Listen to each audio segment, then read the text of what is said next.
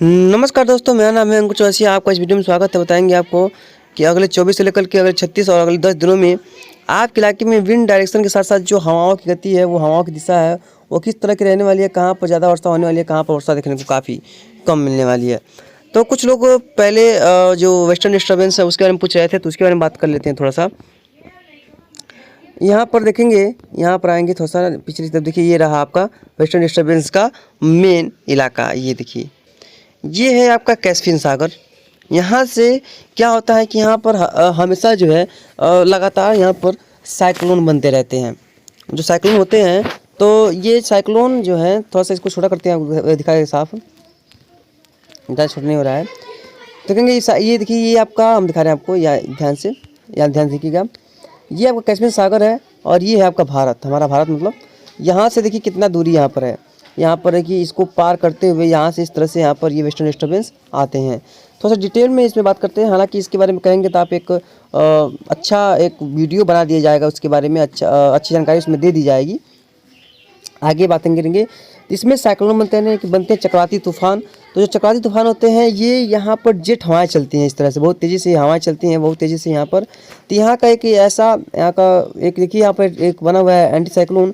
ये हमेशा क्या करता है कि यहाँ पर जो भी साइक्लोन होता है उसको ऊपर की तरफ उठा देता है, यानी कि ये बहुत तेज़ी से ऊपर की तरफ उठा देता है, जिसकी वजह से जो साइक्लोन होते हैं वो जेट हवाओं के साथ साथ, क्योंकि जो जेट हवाएं होती हैं वो यहाँ से यहाँ तक बहुत तेज़ी से चलती हैं। उनका रफ्तार लगभग 5 से लेकर के 600 किलोमीटर प्रति घंटे की रफ्तार से चलती है हवाएं, यानी कि 500-600 किलोमीटर, 5-6 किलोमीटर नहीं, 500 यानी कि 500 और 600 किलोमीटर पर आवर यहाँ पर इनकी जेट हवाओं की गति होती है।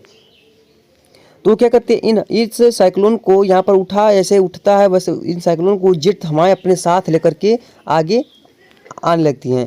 तो जब ये सिस्टम आगे आता है तो ये क्या होता है कि यहाँ पर वर्षा देता आता है, यहाँ पर, यहाँ पर, यहाँ पर, यहाँ पर। इसमें ईरान, अफगानिस्तान के साथ साथ पाकिस्तान का क्षेत्र भी हो गया, यहाँ पर सभी क्षेत्र हो गया, यहाँ पर सऊदी अरब का क्षेत्र हो गया। लेकिन ये हवाएं इतनी तेज़ी से इसको ले आती है क्योंकि यहाँ पर कोई बीच में पहाड़ नहीं है, तो ये हवाएं यहाँ पर रुकती नहीं हैं। ये पूरा खुले आसमान में यहाँ पर आती हैं। जब यहाँ पर आती हैं, भारत पे पहुँचती हैं, तो यहाँ पर जम्मू कश्मीर का पहाड़ मिलता है। तो ये हवाएं दो भागों में बढ़ जाती हैं, एक चला जाता है उत्तर की ओर, एक आता है दक्षिण की ओर। तो जो दक्षिण की ओर होती हैं ये हवाएं कमज़ोर होती हैं, जो उत्तर की ओर होती हैं ये हवाएं काफ़ी मजबूत होती हैं। तो वेस्टर्न डिस्टर्बेंस इसीलिए ऊपर की तरफ ज़्यादा रहते हैं। तो यहाँ से ये साइक्लोन बनता है, तो ये जितना ही स्ट्रांग बनेगा उतना ही यहाँ पर आते आते एलपीए, लो प्रेशर, डिप्रेशन के रूप में यहाँ पर आ जाएगा। इसी वजह से जब ये डिप्रेशन के रूप में आता है तो कई इलाकों में काफ़ी भारी मात्रा में वर्षा देता है। और अगर एलपीए के वेल मार्ग लो प्रेशर के रूप में आता है तो यहाँ पर कई इलाकों में भारी वर्षा देता है। और साइक्लोनिक सर्कुलेशन या एलपीए के रूप में आता है तो यहाँ पर पहाड़ों पर भारी वर्षा दे करके ख़त्म हो जाता है। तो जैसे जैसे ये आगे बढ़ता है तो देखिए, इन समुंदर से, ये समुंदर है, ये समंदर है, यहाँ से नमी मिलता है, यहाँ से नमी मिलता है। उसके बाद जब भारत पहुँचता है तो यहाँ से नमी मिलता है और यहाँ से अरब सागर से नमी मिलता है, फिर बंगाल खाड़ी से नमी मिलता है। यानी कि इसको नमी की पर्याप्त मात्रा यहाँ से मिलती रहती है, इसलिए यहाँ पर बादल जो है यहाँ से यहाँ तक ट्रेवल कर जाते हैं और कई इलाकों में वर्षा दे करके चले जाते हैं। तो हम आशा करते हैं आपको ये सभी बातें जो हैं अच्छे समझ में आएंगी, और किस तरह से समझ में आएंगी उसके बारे में बात करते हैं। उसका जब वेस्टर्न डिस्टर्बेंस भारत पहुंचता है यहाँ पर, तो यहाँ पर ये एक सर्कुलेशन को यहाँ पर उभारता है यहाँ पर, और यहाँ से जब ये सिस्टम काफ़ी मजबूत होता है तो यहाँ से लेकर के यानी कि पूरा गंगा के मैदानी क्षेत्रों में एक ट्रफ बनती है, जैसे कि मानसून ट्रफ होती है उस तरह से एक ट्रफ बनती है, जिसकी वजह से पूरा क्षेत्रों में 2 से 3 दिन वर्षा गतिविधियाँ काफ़ी अच्छी होती हैं। हालांकि अभी फिलहाल कोई स्ट्रॉन्ग वेस्टर्न डिस्टर्बेंस नहीं आया है। यहाँ से हवाएं को नमी लेकर के जो हवाएं आती हैं, और बंगाल खाड़ी से भी नमी लेकर के हवाएं आती हैं। बाकी इसका नमी जो होता है तो वो होता ही है। इसी वजह से यहाँ पर घुल मिल करके यहाँ पर बादल बनते हैं और वर्षा करते हैं। कई इलाकों में यहाँ पर ओलावृष्टि होती है, बर्फबारी होती है पहाड़ी इलाकों पर। कई इलाकों में यहाँ पर काफ़ी ज़्यादा नुकसानदेह इलाका भी, मौसम भी हो जाता है। तो देखेंगे कि 14-15 तो 16 तक आसपास देखेंगे तो फिलहाल कोई यहाँ पर देखिए जो हवाओं का पैटर्न है लगभग सेम ही है, विंड डायरेक्शन। और कोई खास अभी सिस्टम 17 को हो गया, 18 को हो गया, 19 को हो गया और 20 हो गया। यहाँ पर कोई भी खास सिस्टम बनता दिखाई नहीं पड़ा। 21 और 22 तक, यहाँ तक कि यहाँ पर 23 तक भी कोई भी सिस्टम बनता दिखाई नहीं पड़ा भले। लेकिन देखिए यहाँ पर 3-3 सिस्टम अभी भी दिखाई पड़ रहे हैं, लेकिन इनका प्रभाव भारत के ऊपर होने की संभावना फिलहाल दिखाई नहीं पड़ रही है। लेकिन ये सिस्टम कमज़ोर ही हैं, लेकिन काफ़ी ठीक ठाक दिखाई पड़ रहे हैं। और यहाँ पर ये इस तरह से यहाँ पर देखिए, यहाँ पर प्रभाव इनका देखने को मिल सकता है। बाकी अब बात करते हैं बादलों के क्लाउडिंग कहाँ पर कितनी ज़्यादा है, कहाँ पर कैसा माहौल बना हुआ है। बाकी वेस्टर्न डिस्टर्बेंस का जैसा कि आपने बताया, देखिए 16 को भी एक सर्कुलेशन यहाँ पर उभरता दिखाई पड़ रहा है, जो कि यहाँ पर वर्षा के लिहाज से काफ़ी अच्छा माना जाएगा। तो यहाँ पर बात करते हैं बादलों की, क्लाउडिंग की। देखेंगे क्लाउडिंग में पूरा साउथ इंडिया में देखिए काफ़ी हल्के बादल हो चुके हैं, यानी कि बादल ही नहीं है। और यहाँ पर वर्षा की संभावना तो फिलहाल है ही नहीं। जब बादल नहीं तो वर्षा नहीं, आपको पता ही होगा। तो क्योंकि देखिए कभी भी किसी भी वर्षा के लिए नमी तो ज़रूर है ही, लेकिन उसमें कोई सिस्टम होना चाहिए जो कि उन हवाओं को ऊपर उठा सके और ठंडा होकर के कंडेंस होकर के वो यानी कि संघनन होकर के उनके बीच में बादल बन सके, तभी कुछ वर्षा की संभावना बनती है।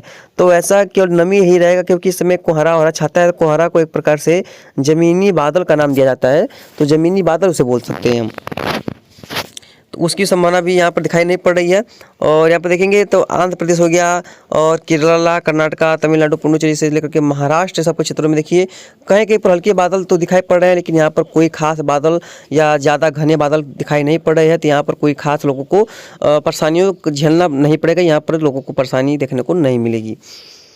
नीचे आएंगे थोड़ा सा, तब यहाँ पर देखेंगे कुछ बादलों का बादल जो है वो नज़र आ रहे हैं। यहाँ पर देखिए महाराष्ट्र के नागपुर के क्षेत्रों के आसपास, और ये बादल काफ़ी हल्के हैं, लेकिन इनका प्रभाव यहाँ पर देखने को काफ़ी ज़्यादा देखने को नहीं मिलेगा। गुजरात के क्षेत्र में देखिए यहाँ पर भी बादल जो है वो दिखाई नहीं पड़ रहे हैं।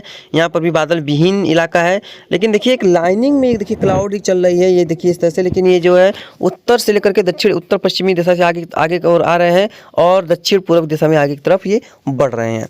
तो देखिए इस तरह से इनका जो मूवमेंट कुछ इस तरह से दिखाई पड़ रहा है, और आगे की तरफ इस तरह से ये बादल दिखाई पड़ रहे हैं। ये वेस्टर्न डिस्टर्बेंस का प्रभाव है। और देखिए काफ़ी तगड़े बादल हैं, और ये बादल देखिए यहाँ से लेकर के यानी कि राजस्थान से लेकर के यहाँ तक कि ये तिरछे में नीचे की तरफ आ रहे हैं, यानी कि वेस्टर्न डिस्टर्बेंस ठीक ठाक था, इसका इंटेंसिटी भी काफ़ी अच्छा रहा है। तो ये मतलब वर्षा के लिहाज से काफ़ी अच्छा माना जाएगा। अब देखेंगे ये देखिए क्लाउडिंग, ये देखिए ये जैसा कि हमने पहले बताया था कि येलो जो रेड कलर के यहाँ पर क्लाउड है काफ़ी घने हैं, यहाँ पर इनसे वर्षा होती है, कई इलाकों में काफ़ी तेज़ वर्षा भी होती है।